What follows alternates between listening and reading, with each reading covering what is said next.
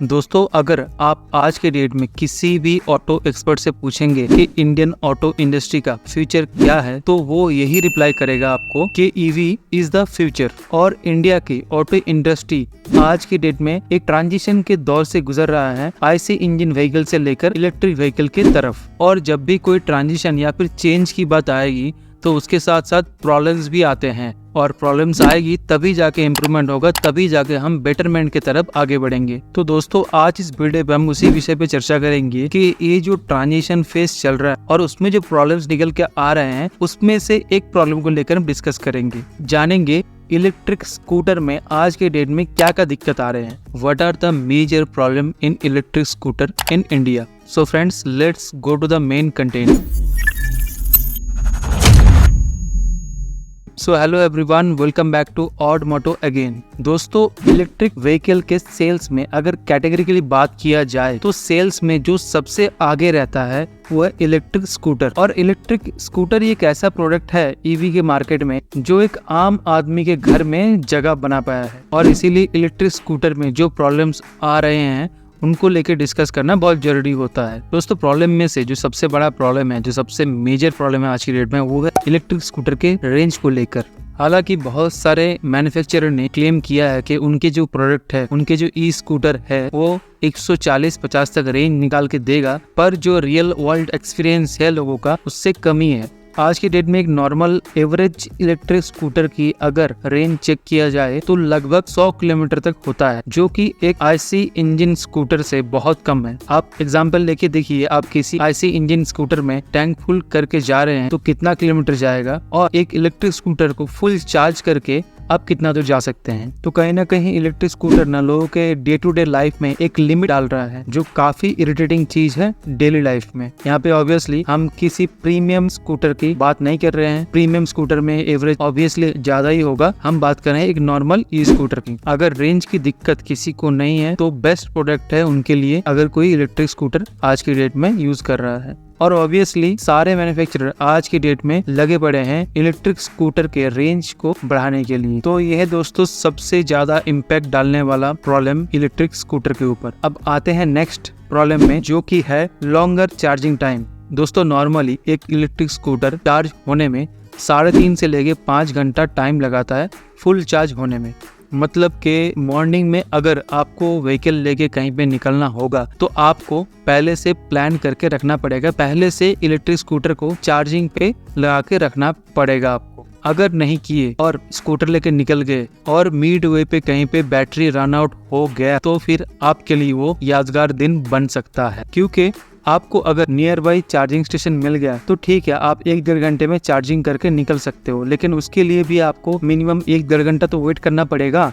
और अगर charging station नहीं मिला तो फिर प्रॉब्लम ही प्रॉब्लम है। क्योंकि इंडिया के अंदर अगर मेट्रोपॉलिटन सिटी की ही बात की जाए तो बड़े बड़े शहरों में भी अभी भी चार्जिंग इंफ्रास्ट्रक्चर सही से डेवलप नहीं हुआ है। तो ये एक सोचने वाली बात है, और इस पे कई सारे कंपनियां काम कर रहे हैं अभी चार्जिंग नेटवर्क को डेवलप करने के लिए। तो इसमें भी हम लोग अभी इनिशियल स्टेज पे ही है, तो अभी बहुत काम होना बाकी है चार्जिंग इंफ्रास्ट्रक्चर में। दोस्तों, नेक्स्ट जो मेजर कंसर्न आ रहा है इलेक्ट्रिक स्कूटर को लेके, वो है इनकी मेंटेनेंस। क्योंकि इलेक्ट्रिक स्कूटर है तो एक इलेक्ट्रिकल प्रोडक्ट, तो इसको मेंटेनेंस करने के लिए, इसको चेक करने के लिए, इसको एनालिसिस करने के लिए प्रॉब्लम को बहुत सारे स्पेशल डिवाइसेस की जरूरत होती है, जो कि लोकल मैकेनिक के पास अवेलेबल नहीं होती। सपोज आप किसी रिमोट विलेज में स्टे करते हो और आपने एक इलेक्ट्रिक व्हीकल उठा लिया मार्केट से, जो कि अच्छी प्रोडक्ट है नो डाउट, बट प्रॉब्लम आ गया है और आपके पास कोई ऑप्शन नहीं है लोकल मैकेनिक के अलावा, तो आप जब लेके जाओगे तब वो सही से एनालिसिस नहीं कर पाएगा या फिर कर ही नहीं पाएगा। तो ये दिक्कत बहुत जगह पे फील किया जा रहा है।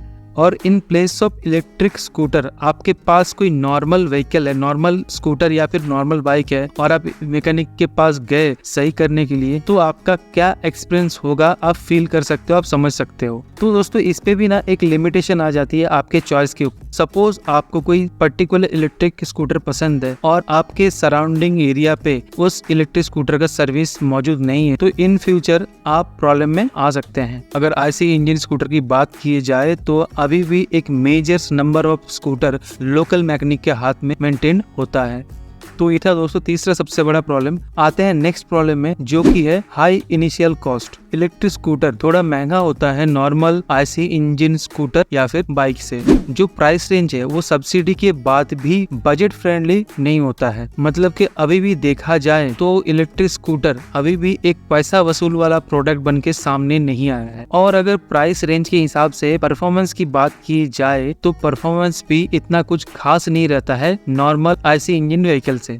तो एक तो एज पर प्रोडक्ट अगर कंपैरिजन किया जाए ये महंगा आ रहा है, ऊपर से परफॉर्मेंस भी नहीं दे पा रहा है, तो इसीलिए ये एक ड्रॉबैक बन के सामने आता है। जिसके लिए क्या हो रहा है ना कि बहुत सारे लोग इलेक्ट्रिक स्कूटर को प्राइमरी स्कूटर के हिसाब से कंसिडर ही नहीं कर रहे हैं। तो ये दिक्कत अभी है मार्केट में।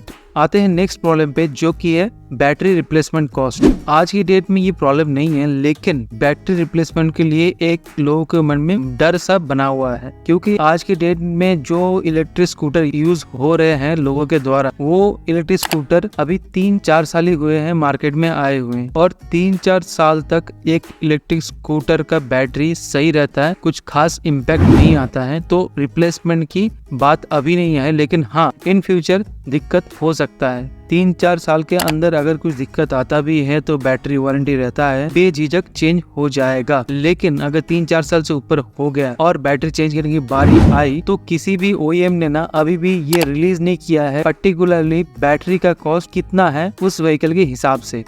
और आगे जाके किसी को अगर इलेक्ट्रिक स्कूटर का बैटरी चेंज करना पड़ा तो उनके लिए एक सरप्राइज सा हो सकता है उस बैटरी का कॉस्ट। नॉर्मली जो लिथियम आयन बैटरी आती है वो कॉस्टली होते हैं, और ये जो बैटरी अभी लग रहे हैं इलेक्ट्रिक स्कूटर में ये मोस्टली इम्पोर्टेड होते हैं किसी और कंट्री से। इंडिया पे केवल बैटरी सेल्स की असेंबली होती है, बैटरी सेल्स जो है बाहर किसी कंट्री से इम्पोर्टेड होता है एज ए स्पेयर। इसका कॉस्ट कितना होगा कहीं पे क्लैरिफाई नहीं किया गया अभी तक। तो ये मार्केट में ना एक मिथ सा बना हुआ है।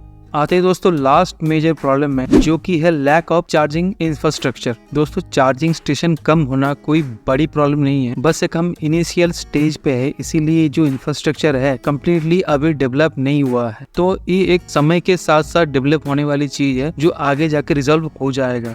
बट इसमें जो ग्रोथ है वो बहुत स्लो हो रहा है। अगर लास्ट डेटा चेक किया जाए तो इंडिया में आज के डेट में 6586 public charging station operational mode पे है। तो मतलब एकदम इनिशियल लेवल पे सब कुछ है। और क्योंकि दोस्तों इलेक्ट्रिक व्हीकल चार्जिंग स्टेशन बहुत ही कम है, इसीलिए आप इलेक्ट्रिक स्कूटर लेके ना लॉन्ग ट्रेवल, लॉन्ग जर्नी या फिर इंटरसिटी ट्रेवल भी अब नहीं कर सकते। आपको प्लान करके निकलना पड़ेगा। आपको निकलने से पहले देख के निकलना पड़ेगा कि पब्लिक चार्जिंग स्टेशन कहाँ पे मौजूद है। तो यहाँ पे फिर से वही बात आ जाती है लिमिटेशन की। अगर कोई day to day life plan करके चलता है तो उनके लिए इलेक्ट्रिक स्कूटर एक सुटेबल प्रोडक्ट बन के आ सकता है, नहीं तो फिर दिक्कत होने वाला है। तो आगे जाके समय के साथ ही पता चलने वाला है पर्टिकुलर इलेक्ट्रिक व्हीकल के चार्जिंग स्टेशन के इंफ्रास्ट्रक्चर में क्या डेवलपमेंट हो रहा है। तो ये है दोस्तों वो मेजर प्रॉब्लम जो इलेक्ट्रिक स्कूटर के यूजर के ऊपर इम्पैक्ट डाल सकता है। यहाँ पे मैं कुछ एडिशनल प्रॉब्लम्स को मेंशन कर रहा हूँ, आप चाहे तो वीडियो पॉज करके